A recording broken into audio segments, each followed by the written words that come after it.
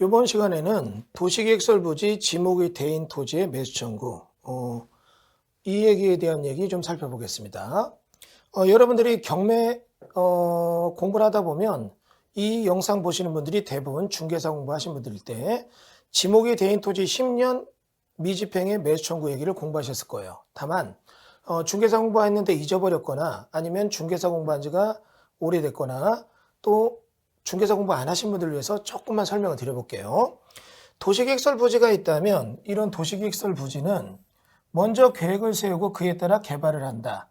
그래서 시가지가 만들어지면 도시라는 특강시군 내에 이런 시가지가 있을 때 이런 시가지에서는 인구와 산업이 집중되고 용도 지역들이 주상공업지역이 되는 거죠.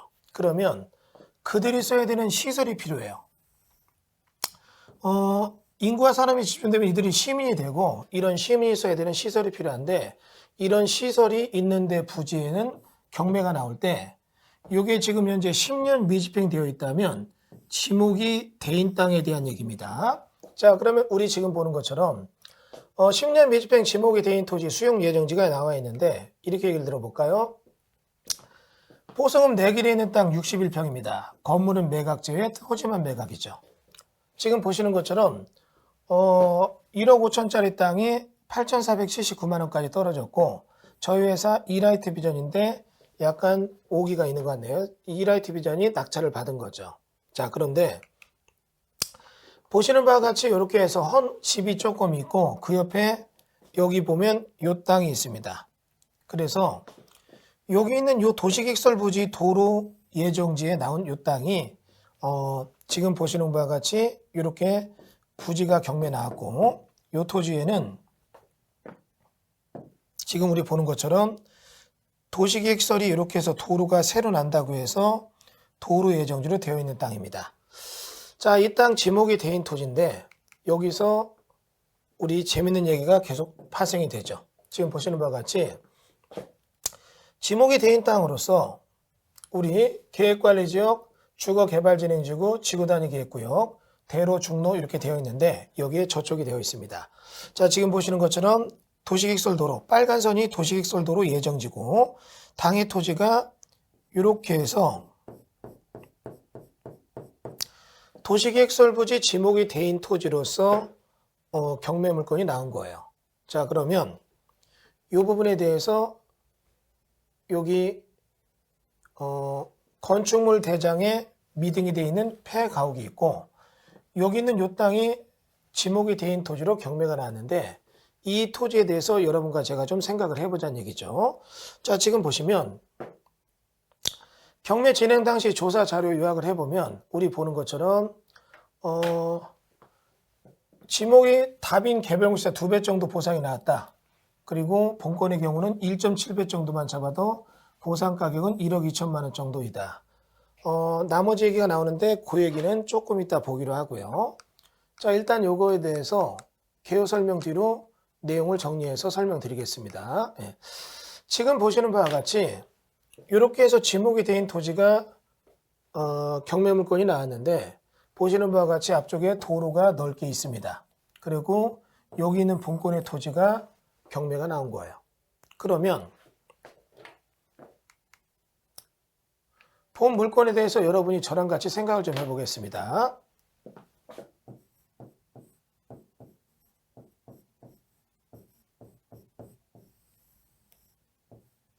지목이 대인 토지가 이렇게 있다면 여기서부터 등장하는 게 뭐냐면 수용유사 침해의 논리예요.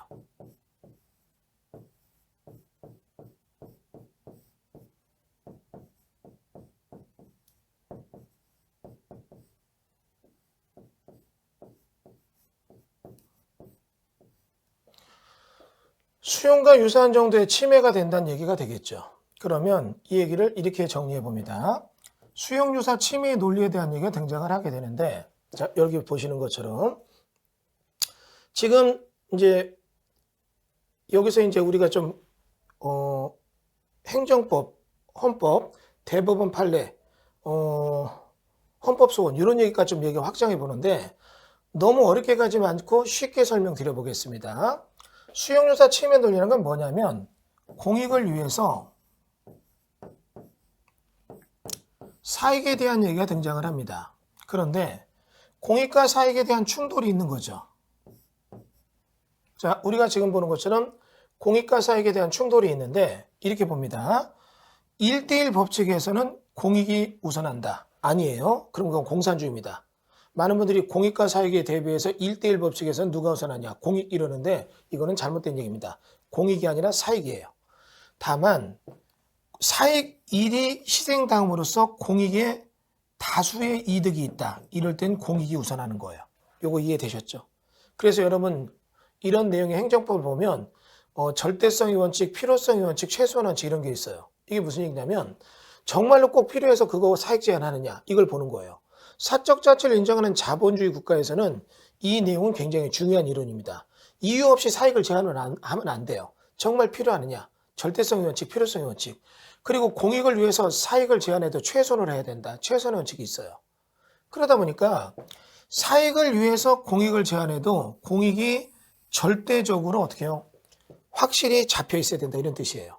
그런데 공익이 정말로 실체가 있어야지 막연한 공익을 위해 사익을 제한한다 이건 안 되는 건데 여기서 이제 등장하는 법이 하나 있습니다. 공용, 수용이 있고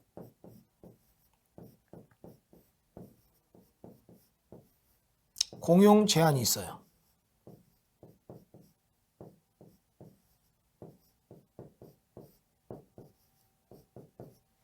공용 수용과 공용 제한이 있게 되는데 여러분 여기서 보게 되면 공용 수용과 공용 제한에 대한 얘기는 이렇게 얘기를 해보겠습니다. 이렇게 볼까요? 공용 수용에 대해서는 국가 등이 보상을 해줘요.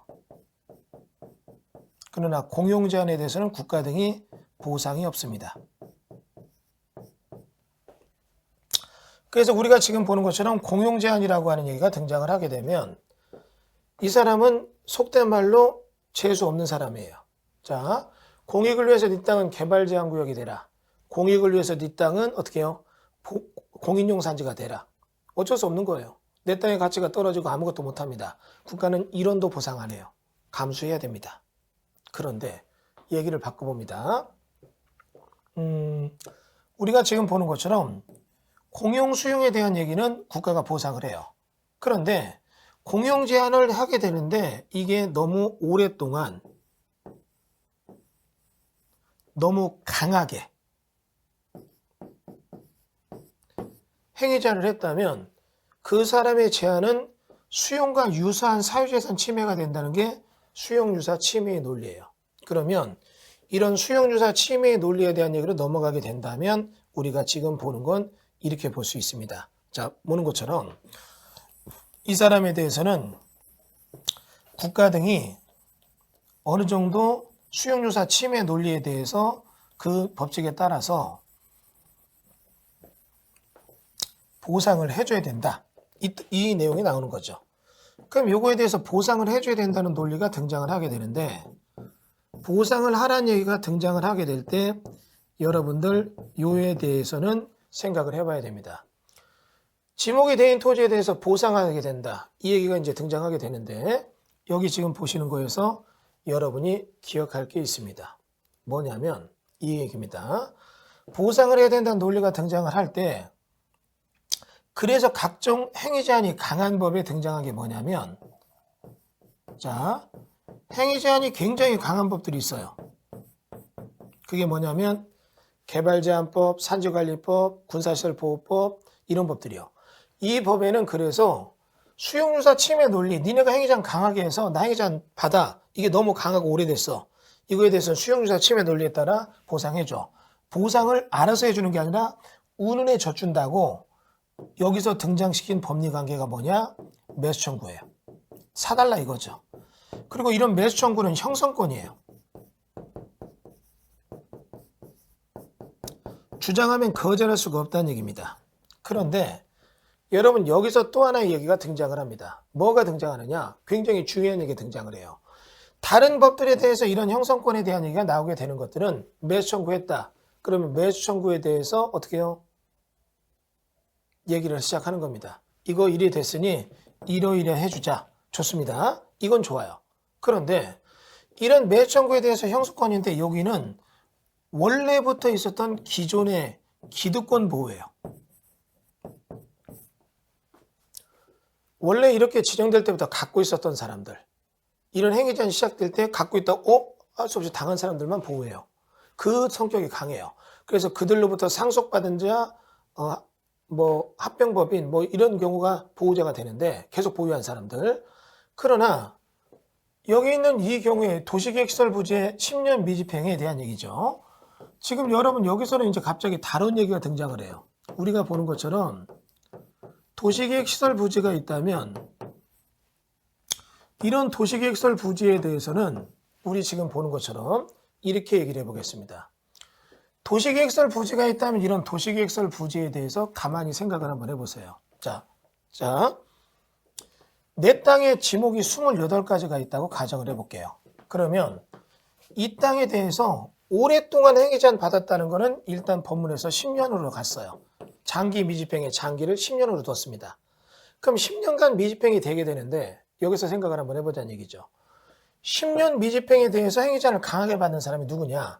이 땅의 지목이 전이었고 10년간 농사 졌어요. 전혀 문제 없었죠.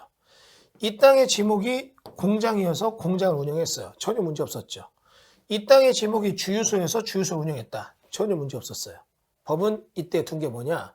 10년 미집행에서 행위제한을 세게 받은 사람은 누구냐면 이 땅의 지목이 대인데 대라는 건물을 지을 수 있는 땅에 건물을 못 지은 사람이 수용유사 침해 논리의 피해자가 된다고 해서 여기는 지목 조건을 둔 겁니다.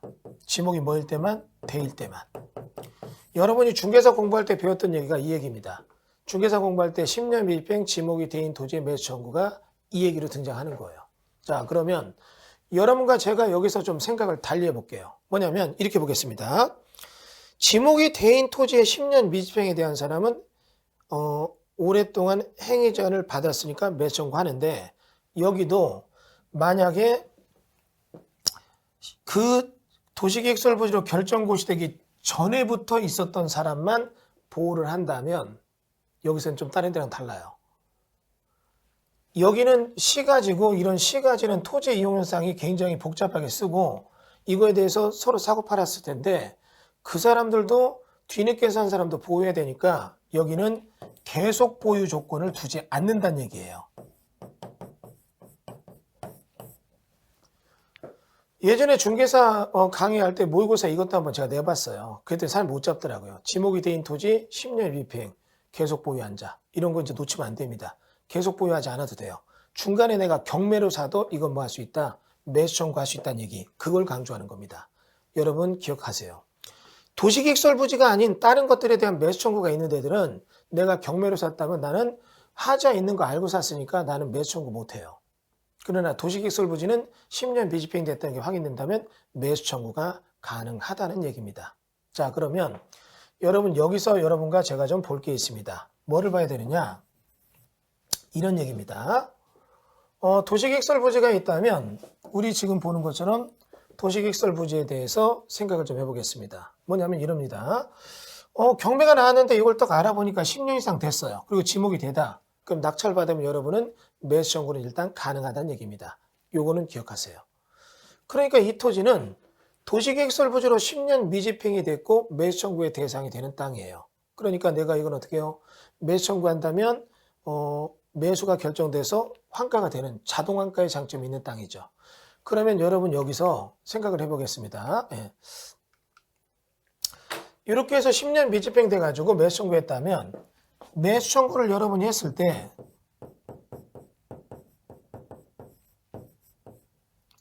매수 청구의 상대방은 누가 되느냐? 요거는 특광시군이 돼요. 해당 부동산 소재지 특광시군에다가 나 이거 매수 청구합니다. 그러면 이쪽에서는 6월 내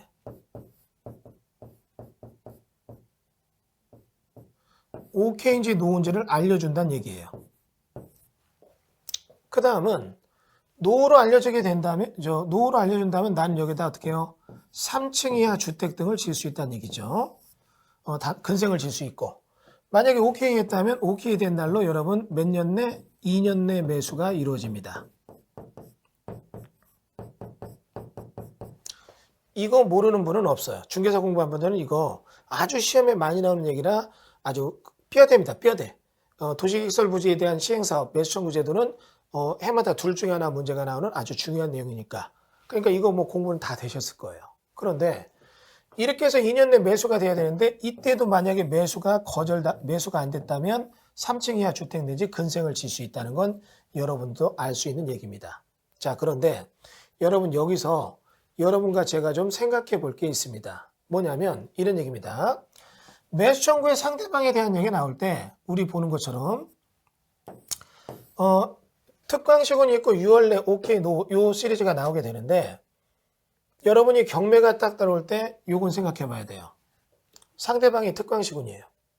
그러면 요 물건에 대해서 매수 청구할 때 주의할 게 있습니다.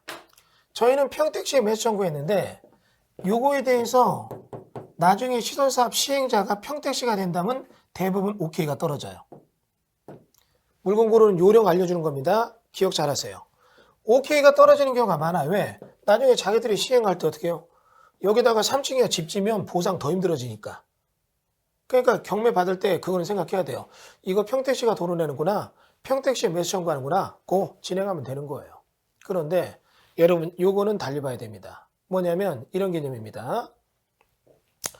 매수 청구에 대해서 우리가 지금 보는 것처럼 특강시군에다 매수 청구는 했는데 나중에 이거 시행자가 누구냐면 국토부다, 경기도다. 이럴 때 문제가 달라져요.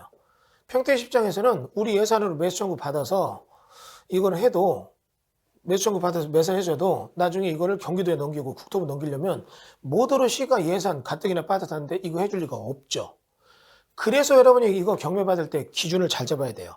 매수 청구하는 거 돈이 된다는 건 맞지만 매수해줄지 안 해줄지를 예산 잘 잡아야 돼요. 이거 자칫해서 노 이러면 3층 이하 집을 진다. 남들이 여기다 3층 이하 집 진다. 보상받을 때 어떨지 모르겠지만 머리에 총 맞았다고 해요. 야 거기다 집 져서 새 나가겠냐? 이런 얘기하는 거. 한번 잘못 투자하면 계속 끌려 들어갈 수가 있다는 얘기입니다. 이거는 여러분들이 꼭 기억을 하셔야 되는 얘기죠. 다시 보겠습니다. 우리 지금 보는 것처럼 매수 청구에 대한 상대방이 특강시군이다. 그런데 이거에 대한 시행자가 같이 일치된다면 이거는 거의 오케이가 떨어지는데 만약에 일치되지 않는다면 노 떨어지는 경우가 많다. 이때는 노 됐을 때 거기다 건물 짓고 보상받을 수 있는가 없는가 이런 것들이 건물 지었을 때 수익이 되느냐 안 되느냐 이것도 여러분이 지혜롭게 따져봐야 돼요. 많은 분들이 이걸 놓치기 때문에 굉장히 실수를 하더라고요. 지목이 된 토지 매수 청구한다. 받았죠? 매수 거절당했어요. 집 지려고 보니까 남들이 미쳤다고 해요. 그러면 이런 건 투자하면 안 되죠. 그래서 그 얘기를 지금 드리는 겁니다. 굉장히 중요한 얘기를 드리는 거예요. 그래서 일단 여기 이 얘기를 보는데 그럼 여기 이렇게 강의하면 이 얘기 질문 들어오더라고요. 저 개인적인 카페에 그러면 교수님 법이 잘못 만들었습니다. 매수 청구는 시행사에다 하면 되잖아요. 그럼 시행자가 누가 되느냐? 국토부다 하는 거고 이렇게 얘기하는 분이 있어요. 좋습니다. 그게 합리적일 수도 있죠. 그런데 이런 얘기 해볼게요. 요거 있는 부지가 예를 들어 울릉도라면 울릉도가 국토부까지 가서 한다. 이거는 어떻게 해요? 민원에 대한 얘기에 어떤 케어 부분이 약해요. 그러니까 어떻게 해요? 그 지역 주민들, 그 부동산 소재지 특강시군에서 일단 이거는 민원을 받아줘라. 이렇게 하는 거예요. 그러다 보니까 실질적으로 매수가 잘 될 때가 있고 안 될 때가 있다는 이 차이점에 대해서 어떻게 해요? 여러분들이 심사숙고해서 결정해야 된다는 얘기입니다. 이거는 굉장히 중요한 얘기죠. 그래서 여러분 이게 지금 매수 청구가 돼야 되는 건데 그럼 매수 청구가 됐을 때 6월 내 오케이 떨어져서 우리는 이건 매수 청구돼서 들어가는 거죠. 그런데 여기서 여러분 기억할 게 이게 이제 지분이라면 이게 또 문제가 돼요. 지분만은 내가 지분권자만이 매수 청구가 되진 않아요.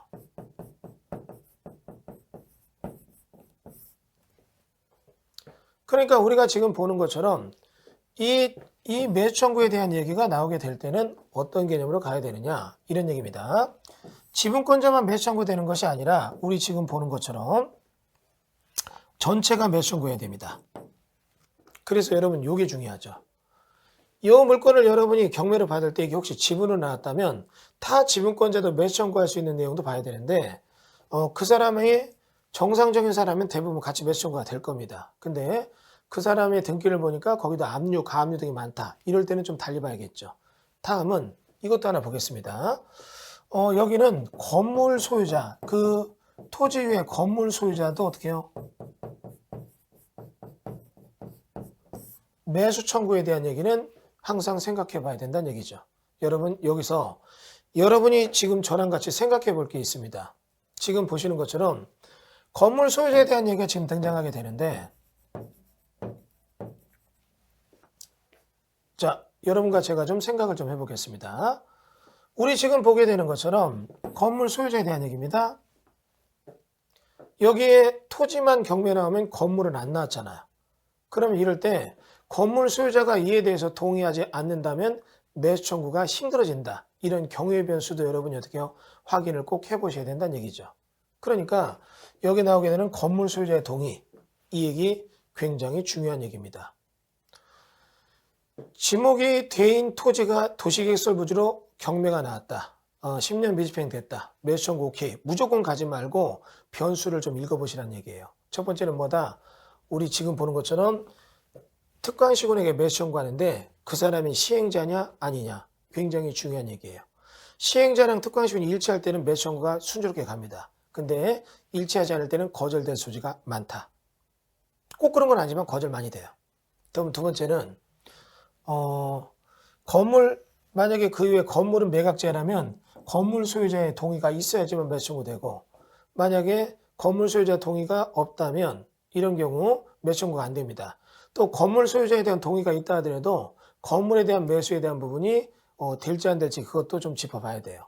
자, 그 다음이 지분권자라면 매수 청구할 때 전체 지분권자 이거 절차적으로 필요하지 내가 나 혼자 지분으로 매수 청구 이건 안 된다는 얘기입니다.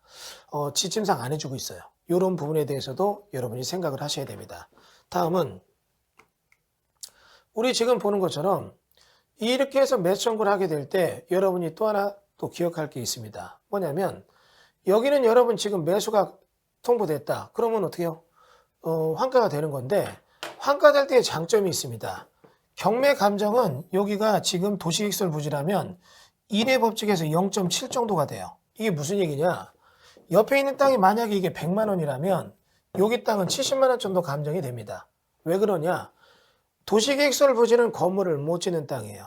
건물을 질 수 없는 땅은 당연히 감가를 하죠. 그러나 수용은 감가가 없다는 거죠. 이걸 기억하셔야 돼요. 중요한 얘기입니다.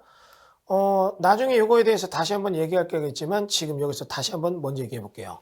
네 땅 건물 짓지 마. 왜? 도로 내니까. 나중에 수용할 때 너는 건물 못 짓는 땅이잖아. 이것만 받아. 이건 나쁜 짓이죠. 내가 수용 원인인데 수용 원인 때문에 건물을 못 짓게 했다면 수용할 때는 건물 짓는 땅으로 보상해야 하는 게 인간적인 논리죠. 법도 그걸 반영한 거예요. 이걸 뭐냐? 도로 만든다는 계획으로 제한을 한 거. 이걸 계획 제한이라고 합니다. 그럼 이런 계획 제한이라고 하는 것은 여러분 어때요? 감가가 있다는 얘기죠. 아니 없다는 얘기죠. 경매는 도로 부지나 건물 못 져 감가를 하지만 보상은 건물 짓는 땅으로 보상합니다. 100의 법칙에 1의 법칙. 경매는 0.7의 법칙 감정이 나오니까. 이것도 여러분 굉장히 의미심장한 얘기가 되겠죠. 왜? 보상받는 거 경매 감정에서 일단 차등이 되니까. 그러니까 그런 부분도 굉장히 이득이 됩니다. 자, 그런데 여러분 여기서 이제 도시계획설 부지에 대해서 이렇게 경매에 대한 얘기 나오는 걸 정리해 보면 본건은 무허가 건축물이 있었는데 당시 도로부지 협의 당시 건축물 철거에 하나 방치한 것 같고 토지의 건축물이 저촉된 뒤 측량으로 판단할 사항이다. 경계 측량 시 침범을 했다면 철거 요청을 할 수 있고 실사 후 인주 철거를 조치하면 대뜻한다. 본건에 걸치는 주택은 장기 미집행 매수 청구하는 데는 별 문제가 없는 것으로 판단된다. 자, 근데 요거는 우리가 매수 청구하면 6개월 걸리고 매수할 때 2년 걸리면 6개월 매수 청구와 매수 여부 통지할 때 요거에 대한 거는 다 채울 수 있어야 됩니다. 자, 그 다음에 우리 보니까 알아보니까 도시계획설도로 폭 변경될 예정이며 장기 미집 매수 청구할 수 있다고 하며 6개월 내 매수 결정하고 2년 내 매수를 실시한다. 기간은 대략 2년 정도 걸릴 것 같으며 매수정은 안 되면 조례정하는 건축물을 지을 수 있고 매수정을 불허한 경우는 거의 없으며 2년 안에 지급하면 되므로 지금은 가능할 것으로 여겨진다. 여기가 돼 있죠. 자, 그럼 이렇게 해서 우리 지금 보는 얘기 내용을 봤고 여기서 이제 여러분 또 정리를 하나 할 게 있습니다. 뭐냐면 이겁니다. 마지막에 대한 얘기 하나가 또 정리가 돼야 돼요. 요거까지 보고 요 테마를 마치겠습니다. 여러분 여기 보면 특광시군 시행자 이걸 보는데 이걸 특광시군으로 정했을 때 여기서 또 주의할 게 하나 나오더라고요. 이거는 여러분 책에는 안 나오지만 저희 회사가 오랫동안 이런 쪽 일을 많이 하다 보니까 업무상 알게 된 얘기를 마음껏 다 펼쳐놓습니다. 이 얘기입니다. 특광시군에 매수 청구를 하는데 매수 청구의 상대 부서가 둘 이상 부서일 때는 이거 주시하셔야 돼요. 자, 둘 이상 부서가 된다는 게 무슨 얘기냐면 이겁니다. 저희가 직접 있었던 예를 드리면 이겁니다. 도로 부지가 이렇게 있는데 여기 보니까 경매 나온 땅이 이 땅이 이렇게 나왔어요. 그런데 여기 보니까 이 도로가 확장되는데 확장되는 게 이쪽이 이렇게 해서 도로가 확장되고 이쪽으로 완충 녹지가 확장되는 거예요. 여기는 녹지가 완충 녹지가 되는 거고 이쪽은 뭐가 되느냐? 도로가 되는 겁니다.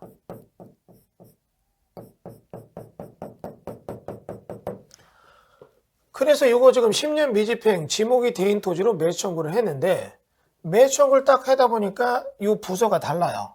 여기는 어디냐면 도시계획설 도로과가 매수 청구의 상대방으로 매수를 관할하는 거고 이쪽은 어디요?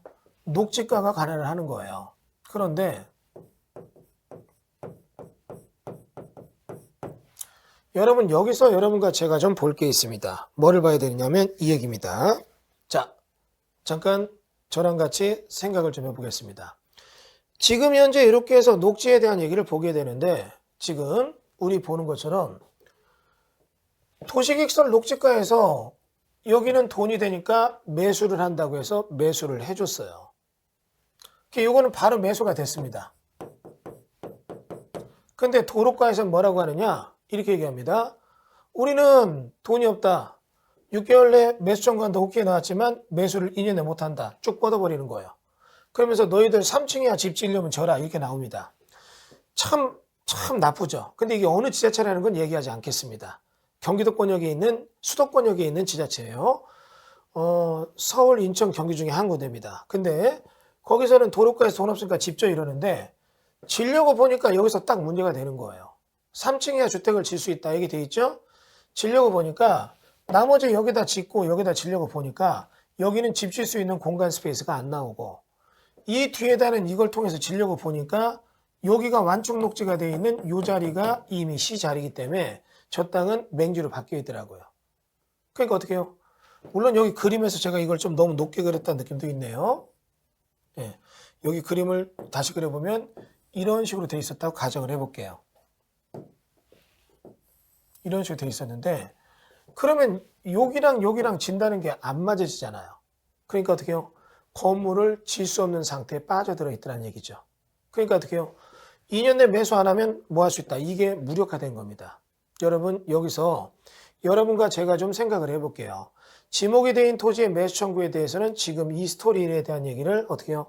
여러분과 제가 조금 더 깊게 좀 더 중요하게 내용을 파악해 볼 필요가 있습니다. 자, 다시 한번 볼까요? 여러분 여기 지금 이 얘기를 보게 되면 지목이 되어 토지에 대한 매수 청구에 대해서 여러분과 제가 좀 생각을 해볼 때 단순하게 보지 말자는 얘기죠. 그냥 10년 미집행으로 딱 매수하면 된다. 쉽게 매수가 안 될 때가 많아요. 그럼 어떻게 해요? 3층이야 집을 지었을 때 이거에 대한 어떤 경제적 가치가 있나도 중요하고 또 요게 이제 지목이 된 토지가 매수 여부가 될지 안 될지 모를 때 가능성이 높을 때가 언젠가 이것도 한번 봐야 돼요. 해당 특광시군 등이 지자체가 이런 거에 대한 예산을 많이 확보해 두고 있거나 자기들이 이 사업을 꼭 하려고 하는데 이거 집 좀 골치 아프거나 이 내용을 봐야 되는 거잖아요. 그리고 우리가 지금 보는 것처럼 2년 내 매수한다. 6개월 내 한다. 이럴 때 지분은 안 된다. 지분만 갖고는 안 되고 전체가 돼야 되고 건물 소유자 동의도 있어야 된다. 이런 것들. 하나하나 모두 중요한 얘기니까 어느 것도 빠뜨리지 말고 여러분이 조금 깊은 사례, 영상 반복해서 보시면서 내 걸로 만드는 거 되게 중요할 걸로 보입니다. 왜 이 얘기하느냐면 지목이 된 토지 매수 청구에 대해서 쉽게 생각했다가 왜 이렇게 가시는 생선 삼키다가 삼키지도 못하고 빼지도 못하고 놀문말 줄줄 흘리는 경우가 많기 때문에 이 말씀을 드리는 겁니다. 자, 이렇게 해서 여러분에게 필요 내용 정리해서 말씀드렸습니다. 이번 시간 강의 마치도록 하겠습니다. 감사합니다.